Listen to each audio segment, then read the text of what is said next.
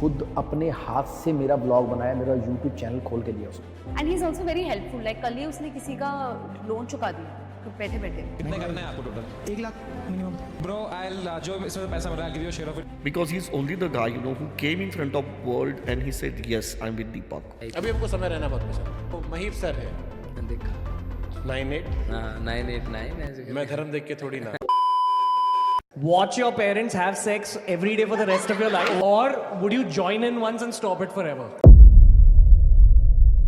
ऐसे लोग role model नहीं हो सकते हैं और आने वाली नस्लों के मन में गंदगी का ये मवाद हम नहीं भर सकते। सच कहें तो अश्लीलता को कला मानकर दंभ के पाखंड पर बैठे यूट्यूबर्स का गुरूर आज खंड खंड हुआ है।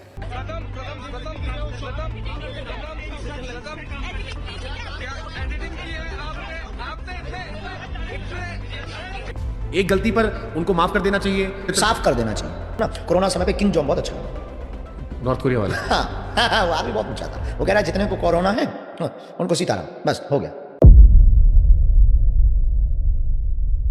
रणवीर अलाहाबादिया समय रैना के शो इंडियाज गॉट लेटेंट पे जाके कुछ ऐसे वर्ड्स बोलता है जो कि सच में बहुत ज़्यादा गलत थे।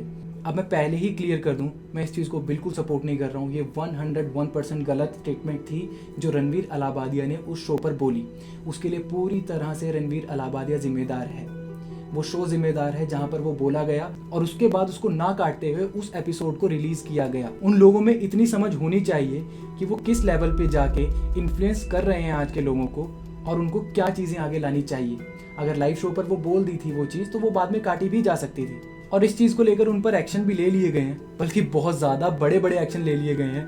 और अब सबसे फ़नी बात, मैं एक्चुअली इस चीज़ को फ़नी ही बोलूँगा, जो चीज़ मुझे सबसे ज़्यादा खटक रही है, रणवीर अलाहाबादिया इस चीज़ के लिए पूरी तरह जिम्मेदार है, बट क्या हम लोग उसके लिए कम जिम्मेदार हैं? एक प्लेटफॉर्म, एक यूट्यूब चैनल जिस पर आप एक स्पेशल कैटेगरी में जाकर सब्सक्रिप्शन लेकर उस कंटेंट को देख रहे हो, तो सबसे बड़ा जिम्मेदार यहाँ पर कौन है?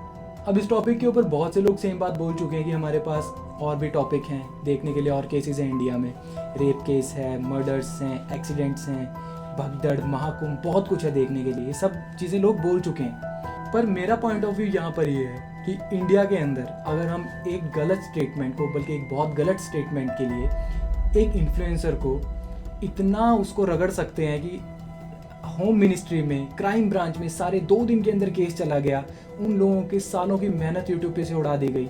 एक इन्फ्लुएंसर को उतना बड़ा एक लेवल बिल्ड करने में कितना टाइम लगता है वो एज एन इन्फ्लुएंसर मैं ही जानता हूँ, एज ए यूट्यूबर मैं जानता हूँ। अगर इस सब चीज़ को हम 2 दिन के अंदर निपटा सकते हैं, इतने बड़े लेवल पे ये 4 वर्ड्स बोले हुए हाईलाइट हो सकते हैं, इतनी पावरफुल हमारी गवर्नमेंट, इतना पावरफुल हमारा लॉ है, तो बाकी चीज़ों पे ध्यान देने में सालों साल क्यों लग जाते हैं? और जब तक ये कंट्रोवर्सी नहीं हुई थी, ये शो पॉजिटिवली अच्छा चल रहा था, तब तक गवर्नमेंट के पास, तब तो इतना टाइम हमारे लोगों के पास, हमारे जो आज की यंग जनरेशन है, इनका दिमाग इतना था कि और चीज़ों पे भी ध्यान दे पाएँ। पर इस स्टेटमेंट के बाद सबके दिमाग में ये है अलाहाबादिया के साथ क्या हुआ, समय रैना का शो कहाँ गया, बाकी चीज़ें बिल्कुल वाइंड अप हो गई हैं। जैसा कि मैंने कहा, रणवीर अलाहाबादिया, समय रैना और इस पूरे शो को उस स्टेटमेंट की पूरी जिम्मेदारी लेनी चाहिए। पर क्या हम लोगों को वो सारी चीज़ें इग्नोर कर देनी चाहिए जो समय रैना इस शो के ज़रिए बहुत अच्छी कर रहा था?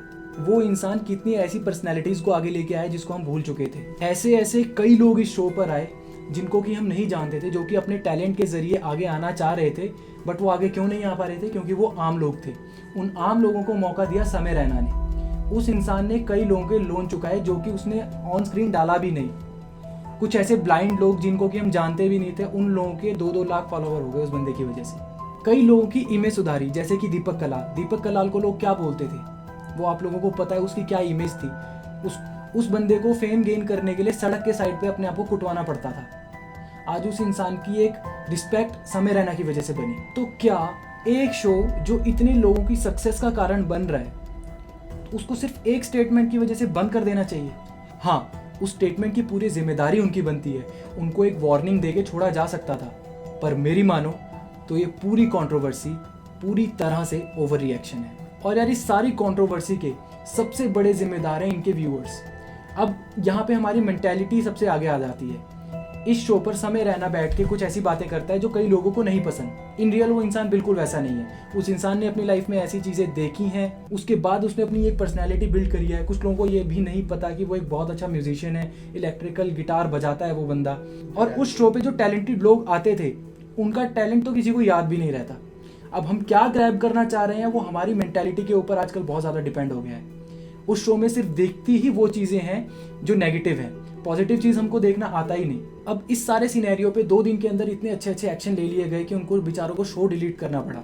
अब देखा जाए तो महाकुंभ में एक पागल इंसान, एक घटिया इंसान बाबा के बेस में ऐसे घूम रहा है कि वो चलती फिरती औरतों को गलत तरीके से टच कर रहा है, चिमटे से मार के किसी का खून निकाल दे रहा है। वो जब से महाकुंभ स्टार्ट हुआ है तब से और अब तक वो वैसा का वैसा ही है। उसको वहाँ पर पूरा डेरा मिला है, लोग आ रहे हैं, उसकी वीडियोस बना के जा रहे हैं, पुलिस वाले उसके आसपास खड़े हैं, उनके सामने ही वो औरतों को अब्यूज कर रहा है। बट वो हमें नहीं देखना क्योंकि उसको देख के फेम नहीं मिलेगा। समय रैना के शो पर जो हुआ गलत हुआ, बट क्या इतना गलत हुआ कि उस बंदे की पूरे सालों साल की मेहनत उड़ा दी जाए। रणबीर अलाहाबादिया जिसने अच्छे काम भी पहले किए हैं, सालों से 10 साल से 20 साल से वो अच्छे काम करता आ रहा है, सिर्फ 4 सेकंड की एक स्टेटमेंट की वजह से जो कि बहुत गलत थी, हर बार बोल रहा हूँ बहुत गलत थी, उसकी वजह से उसका पूरा करियर खराब कर दिया जाए, उसके घर वालों को तड़पाया जाए, उसकी मम्मा को अब्यूज किया जाए। ये कहाँ तक सही है आप लोग मुझे बताओ। और ये सारी चीज़ें उन लोगों को गलत लग रही हैं जिनका favourite show game of thrones है। वही होता है कि अपने इंडिया में कोई चीज़ ऐसी हो जाए तो वो इन लोगों को गलत लगती है, और सेम चीज़ बाहर से आके कोई कर दे तो वो इनको कूल लगने लग जाता है। वरना ऐसी बहुत सी चीज़ें जिसे देखा जा सकता है इंडियन सिनेमा के अंदर ही। एक एनिमल मूवी आप लेके चलिए, उसमें एक औरत की पर्सनैलिटी को कहाँ दिखाया है वो आप लोग भी जानते हैं, हम भी जानते हैं, और उनसे कितना इन्फ्लुएंस लोग अच्छा हुए कितना बुरा हुए ये तो आज के व्यूअर्स को ही पता होगा। इस टॉपिक पे मैं इससे ज़्यादा कुछ नहीं कह सकता। आपकी समझदारी आपके हाथ, और कौन चाहता है कि लेटेंट शो वापस आए कमेंट बॉक्स में ज़रूर बताना। मिलते हैं नेक्स्ट वीडियो में, और नेक्स्ट वीडियो आई प्रॉमिस कि फ़नी होने वाली है।